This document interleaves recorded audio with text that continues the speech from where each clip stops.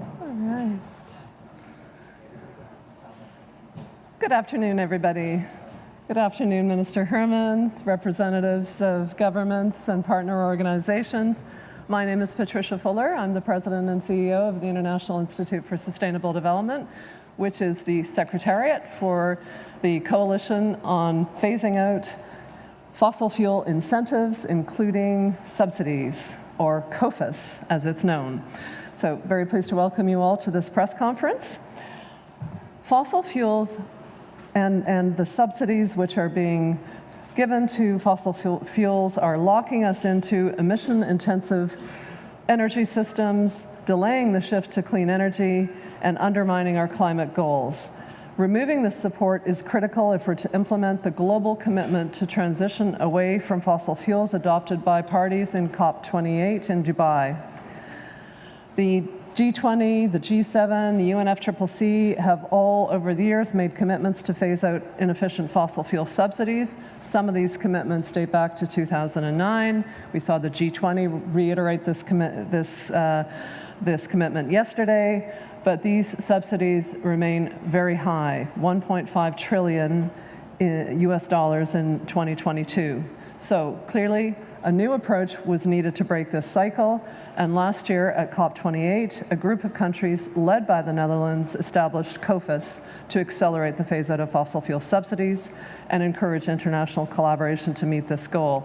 So today, we're reporting progress in these efforts and welcoming new members to the coalition. We'll begin with remarks from the chair of the coalition, followed by Commissioner Hoekstra, who will be joining us at some point, and then we'll hear from the IEA, followed by representatives of new and existing members, and we'll try to move through this quite quickly to allow for questions from the press, of course. So I will now ask the chair of the coalition, the Minister of Climate Policy and Green Growth of the Netherlands, Ms. Sylvie Hermans, to share with us her reflections on the coalition 1 year since its launch and to welcome new members. Please go ahead, Minister. Thank you so much. Honorable ministers, esteemed colleagues. As the new Dutch Minister of Climate Policy and Green Growth, and as a chair of the Coalition on Phasing Out of Fossil Fuel Incentives, including Subsidies, COFFIS, as you mentioned already, I'm honored to join this important and crucial effort. Given the current climate crisis, we need to swiftly redirect public money towards a rapid reduction of carbon emissions to limit global average temperatures to 1.5 degrees above pre-industrial levels. I'm pleased to share that the International Institute for Sustainable Development has joined our coalition and serves as our dedicated secretariat. Its involvement and expertise guarantees a solid coalition in the years to come. Last year, we started with 13 countries, and we set the ambition to let our coalition grow. And I'm pleased to welcome new members to our coalition: the United Kingdom, New Zealand, and Colombia. And we are still talking to a number of countries. This is great news, and we will continue discussions with other interested countries, as I mentioned. I'm equally happy to have the International Energy Agency with us today, stressing the importance of our work. Looking back on the past year, we have advanced our shared mission of supporting a global transition away from fossil fuels. Several member countries have taken steps on making their fossil fuel subsidies transparent with an inventory. We have organized 2 public expert sessions on fossil fuel subsidy phase-out and international barriers. And we have organized 2 in-person meetings where we started a dialogue on what national phase-out plans would look like. The key takeaway for me is how important it is to keep this topic high on the agenda. In all of our countries, this is an extremely sensitive topic because every subsidy or financial incentive touches someone's livelihood. We cannot phase out fossil subsidies without a just transition. Looking ahead, we know there's much work to be done. And this coalition has set ambitious goals for the years to come, and we will need to remain focused and united to reach them. We want to work towards using a better, more uniform way to identify fossil fuel subsidies and take first steps in developing plans to actually phase out those fossil subsidies. None of this is easy. I recognize that phasing out fossil fuels is a sensitive and very complex issue, which affects economies, industries, and communities around the world. However, we must reaffirm our commitment to sustainable energy and to building resilient, low-carbon economies. We must recognize that in order to pass on sustainable economies and a cleaner planet to future generations, we must phase out fossil fuel subsidies. Thank you for your partnership and your active participation. Working together, shoulder to shoulder, is a key to success, and I look forward to the road ahead. Thank you. Thank you, Minister.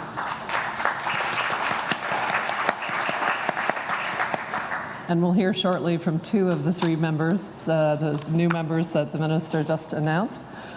Actually, we will hear right now from Commissioner Hoekstra. So please, Commissioner, we're very pleased to have you back with us again. You were at the launch last year, I'm told, so very pleased you could join us today to lend your voice to this effort, please. Thank you very much, ma'am, and dear friends, apologies for not only ruining your ears, but also for being a bit late. It's truly very good to see you here, and Madam Fuller and dear Sophie, truly excellent that you putting this initiative forward. And what is it great news that actually the family is growing. I recall that last year in Dubai we had this event as well, but now there is a larger group of countries actually rising to the occasion, and I think that is excellent news. Dear friends, what was at the heart of our conversation in the UAE is that we should transition away from fossil fuels, full stop. And one of the things that we should then actually do is stop with the subsidies that actually enable them. That is what is at the heart of the matter, and that is why I'm so glad that ever more countries are signing up to this. What I would like you to know is that we truly feel that this is something we should tackle at a European level as well. And there are two components to it. One is, of course, the budget of the European Union itself, where I as a commissioner and we as a College of Commissioners have direct influence. Even though I'm the first to admit that if you compare that to the budgets of member states and the dimension of fossil fuel subsidies on that European budget, we're actually talking about very small numbers. Nevertheless, when we're coming up with the next budget cycle, we will make sure that we tackle this here.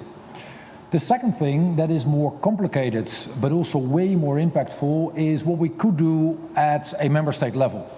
And as you're all aware, there we have maybe a bit of convening power. We have the option of ever more transparency, of comparing data, of analyses. But it is of the utmost importance that in that endeavor, we truly take our 27 member states along. But rest assured, this is something the next Commission will push. This is something I will personally push. By building alliances, making sure we liaise with finance ministers, who interestingly, as you might have not anticipated, have an interest in this as well. Because they are always short on cash, they are always looking for opportunities given the budget constraints they're facing, and wouldn't it be beautiful, both from a climate perspective and also from a budget perspective, if we would be able to make sure that we end these subsidies, because that would actually mean we could spend money on other things and we would make a huge leap forward in terms of climate action. Let me close off there. Let me thank the organizers wholeheartedly for bringing us together, and I will continue to stand with you and hopefully support and assist you wherever I can. Thank you very much. I'm sorry, I'm taking her notes as well, that I shouldn't do. Thank you. Thank you. And apologies for the rush. Thank you, Commissioner Hoekstra. So we will now, I have to lower a microphone, but there we go. So now the IEA is, of course, an authoritative source of data on fossil fuel subsidies. So I'm very pleased to introduce Mary Warlick, who is Deputy Executive Director at the IEA. Please, Mary, go ahead. Well, thank you very much for the opportunity to join you today for this really important conversation. There's no doubt that reforming fossil fuel subsidies is a socially and politically sensitive issue. Now, the world subsidized fossil fuels by around $1.1 trillion in 2023. While these subsidies are intended to keep energy prices affordable, they also encourage wasteful consumption and distort investment incentives across the economy. Moreover, over the last 5 years, only around 15% of total subsidies were targeted toward vulnerable portions of the population. Untargeted subsidies disproportionately benefit wealthier segments of the population because they consume more of the subsidized fuels. Now, there are many examples of successful and unsuccessful attempts of pricing reform in the past. Differing national circumstances mean that there is no single path to follow when reforming inefficient fossil fuel subsidies. However, I'd like to highlight a few elements that successful efforts in the past suggest are essential. First, prepare the ground with a comprehensive vision of the aims and stages of the reform process and a communication strategy that informs citizens of the need for reform and reassures citizens that it's being implemented in a just manner. Second, introduce reforms in stages to avoid changes that are too abrupt or that may cause large price issues or rises that are difficult for some parts of the population to absorb. Third, invest in long-term structural changes rather than short-term emergency relief, including by focusing resources on promoting lasting solutions to protect against volatile fuel prices. Fourth, anchor pricing reforms in a broader strategy that allows consumers to make more energy-efficient choices. And fifth, implement parallel reforms to protect vulnerable groups. There's a strong case redirecting support to the most vulnerable populations, including those who do not have reliable access to clean cooking fuels and electricity. Now, international forums such as the G20, COP29, and the UNFCCC have called for the phase-out of inefficient fossil fuel subsidies, and continued dialogue at these platforms, and platforms such as this, of course, are necessary to maintain momentum, share best practices, and ensure a just transition in all countries. International cooperation on transparency can also help countries to track progress and identify areas for improvement. The IEA has expanded its research and analysis in recent years on people-centered clean energy transitions, and this work is really crucial in supporting governments to design clean energy transition strategies that prioritize fairness and inclusivity without disproportionate negative impacts on vulnerable populations. So in this respect, the IEA convened a new Global Commission on People-Centered Clean Energy Transitions, Designing for Fairness this year, co-chaired by Minister Alexandra Silveira of Brazil and Minister Teresa Ribera of Spain. The Commission's members will collaborate over the coming months to develop a practical implementation roadmap for fair and affordable clean energy transitions, which is set to launch at COP30. Thank you very much. Thank you, Mary. We'll now move to two of the new members of the coalition. We'll start moving down the table with Mr. Stuart Horne, the Climate Change Ambassador of New Zealand. Go ahead, Ambassador. Thank you very much, Patricia. First of all, my minister sends his apologies. He wanted to be here, but he's actually at this precise minute delivering our national statement. And while there's not many things more important than being here, I think we can all agree that the national statement is one that is more important. But he has asked me to convey New Zealand's real pleasure in joining this very important initiative and the implementing coalition on phasing out fossil fuel initiatives, including subsidies. Obviously, I had a speech with lots of useful figures, but Mary and others have used those, so I won't go into those details again. I think for us, what we can say, though, that this engagement has been something that New Zealand has been focused on for decades, advocating for fossil fuels subsidies to be phased out globally. As we all know, they make greenhouse gas emitting fuels cheaper, they discourage investment in sustainable alternatives. Global regulatory frameworks similarly need to aim to eliminate subsidies for fossil fuels and foster a competitive environment for sustainable bio-based fuels. For New Zealand, our engagement in this space, as I said, has been for decades, and traditionally it's been through trade initiatives. We lead the Friends of Fossil Fuel Subsidy Reform Group and the FSR initiative in the WTO, and I must admit there's a range of friends on stage who have endorsed the FSR initiative in the World Trade Organization.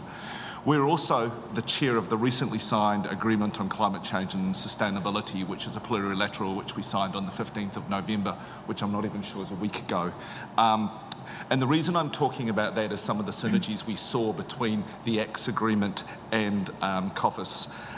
One of the things the ACS agreement does at a treaty level is establish the first international framework to discipline and phase out harmful fuel fossil subsidies with clear definitions and prohibitions. And we think that that's a very important step to take in a small plurilateral in terms of setting some rules base for others to join or others to look at going forward. So for us, as I say, we see some real synergies there. For us, this was clearly an easy thing to join up to. We're absolutely delighted to be associated with COFFIS, so thank you very much.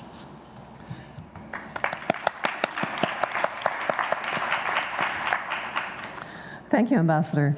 Now we'll move to Rachel Kite, who is Special Representative on Climate for the United Kingdom. Go ahead, Rachel, please.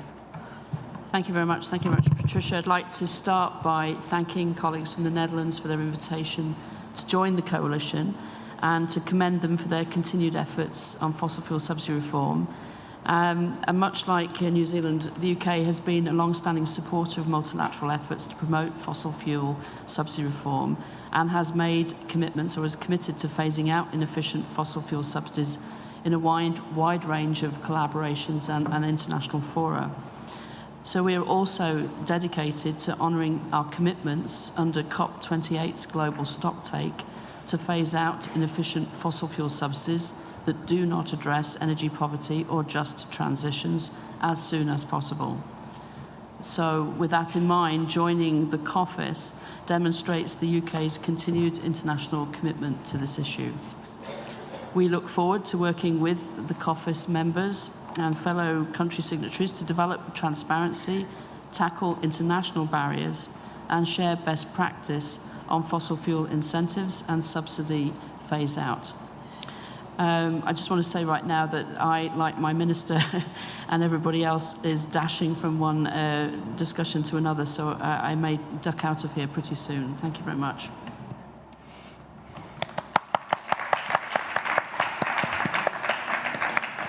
Thank you very much, Rachel, and again, a very warm welcome to the UK and New Zealand to this coalition. Now we're going to hear from one of our existing members, Canada. So I'd now like to invite Catherine Stewart, Climate Ambassador of Canada, to take the floor. Go ahead, Catherine. Thanks very much, Patricia. And let me begin by expressing my sincere thanks to the Dutch government for leading this very important initiative. I'm glad to be here to underline the important work that the coalition is doing to accelerate the phase out of public support to the fossil fuel sector, including rationalizing the inefficient fossil fuel subsidies. In 2009, Canada was part of the G20 leaders' commitment to phase out and rationalize inefficient fossil fuel subsidies, officially recognizing that inefficient fossil fuel subsidies undermine efforts to deal with climate change and create barriers to clean energy investment. In July 2023, Canada released two important documents. The first is an inefficient fossil fuel subsidy self-review assessment framework, and the second is the inefficient fossil fuel subsidies guidelines. This is the first analytical methodology published in the world to assess fossil fuel subsidies.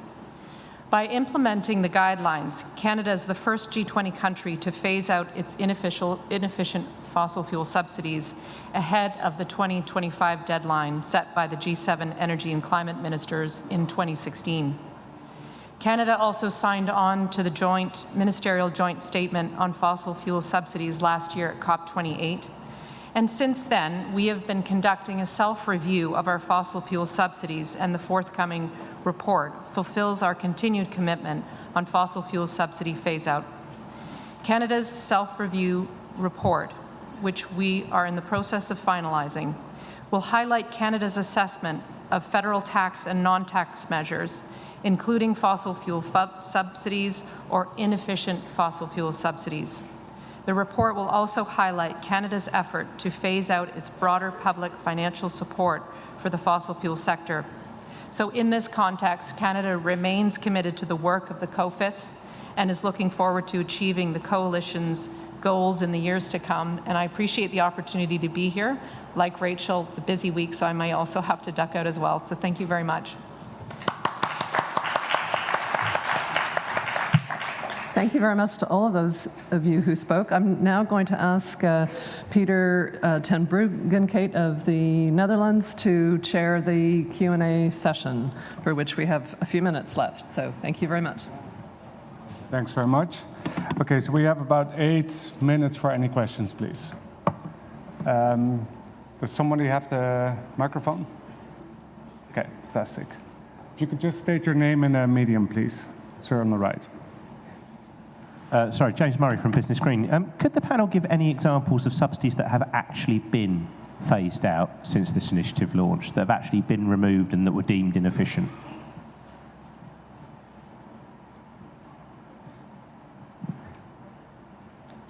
Who's it directed to?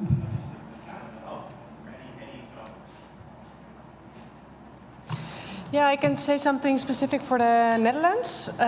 So we started off making transparent what kind of fossil subsidies or advantages there are in our system. Well, this is of course the first step, because you have to know what kind of subsidies there are. There are some national ones and also international ones, or international arranged ones, and those are of course more difficult to actually phase out. And for the national part, we took some steps in the last year, but we definitely are facing still facing a challenge, and now have this, with this list of all the subsidies there are, we have to make our working plan to phase them out. Yeah, it's a combination of, and that's why it's such a sensitive topic, because there is a subsidy we introduced for households during the energy crisis from 2022. So phase that one out is a really difficult one. We are actually phasing it out, but so that's one example. Another one is a tax exemption for refineries. We had a discussion about it last evening, but that one has a national and an international component. So that's why it's not that you cannot simply say, okay, we made the list, we have we made it transparent, and now simply, well, put a cross, delete it or erase it from our system. But now we are thinking about how to do this, and also do this in a way that you create or keep a level playing field in Europe as well, because yeah, that's the sensitive part of this whole project. Okay, next question, please. Rob from the NOS.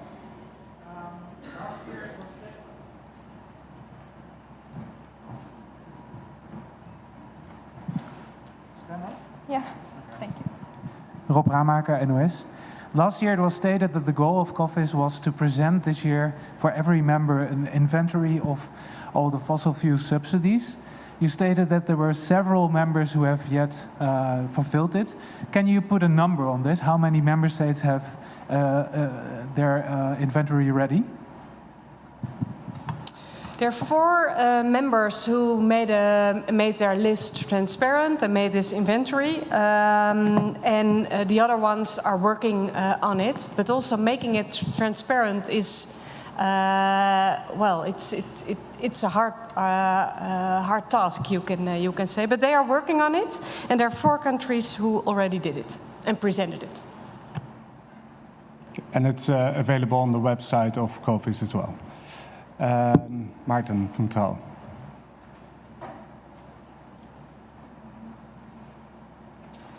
Hi. So this coalition was started and led by the former Dutch government, which started like the ambition to phase out the fossil fuels. the new government slowed down on some of those plans, which I think leads to not phasing out 6 billion fossil fuels in the Netherlands, but about 1.7. And also there are some new fossil fuels from the new government, like for the red diesel in agriculture. Like, how credible can the Dutch leadership still be leading this coalition? Yeah, pretty credible, I would say, because also this coalition still has the ambition to phase out fossil subsidies. The only thing we said or was put in the coalition agreement that we should do this on a European or even an international level, since everything is so interconnected, and some of the subsidies also found their base or their foundation in international agreements. So it's still part of our ambition and part of our policy, and at the same time, it is difficult and it's sensitive for the reasons I already mentioned. And in order to make sure that we make progress with the energy transition and with all the climate policies we made, we have to take this sensitive aspect into account as well, because I want to make sure that everybody in the Netherlands, but of course everybody also in European and in global level, is able to to cope with this transition we are in. Sir, please, over there.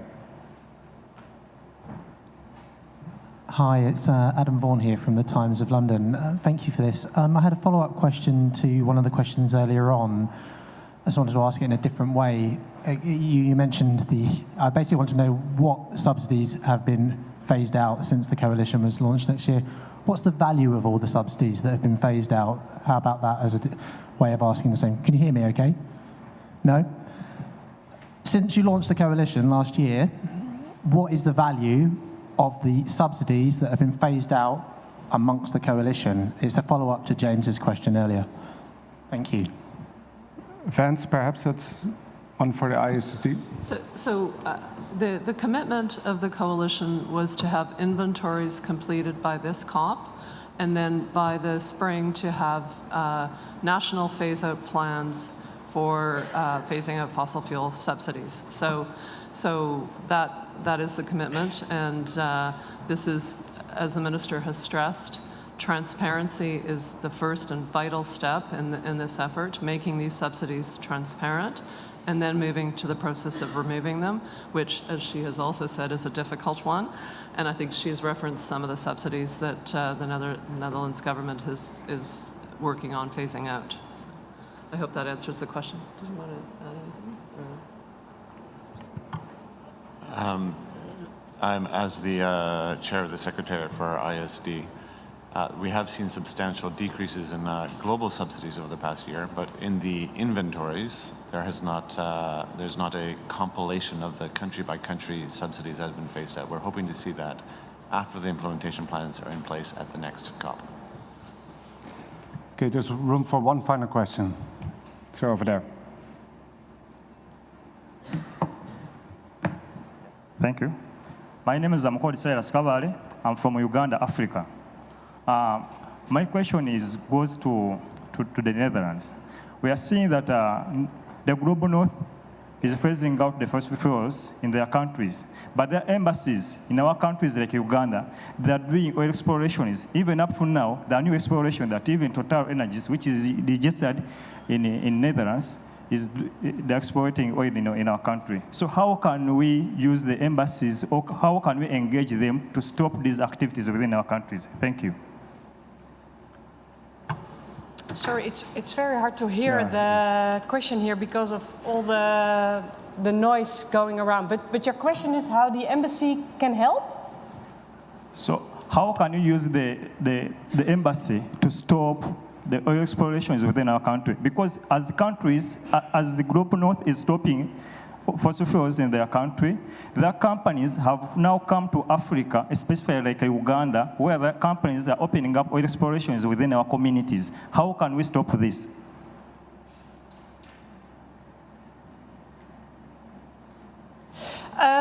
Yeah, because I think this is partly about fossil subsidies, but this is also about your industry policies.